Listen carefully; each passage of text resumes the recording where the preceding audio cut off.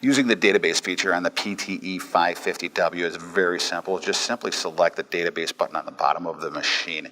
After you select that, using the up and down arrow keys, you can select the database that you want. I have a number of different databases already loaded into this machine. What I will do is scroll through here, select my hardware database, and now we can go ahead and move through this spreadsheet that was loaded into the machine previously, call up the data that we want, and print.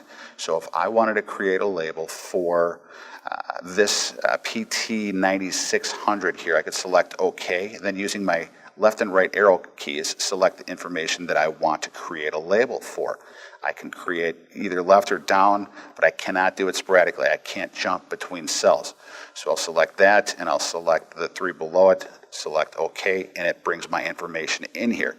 Now I can go ahead and print just a general label, and I'll do that for this example to print all these labels. But I can also take that information and roll it into different formats. So I can roll it into faceplate, cable wrap, cable flag, patch panel, punch block, any one of these formats that I want to print from.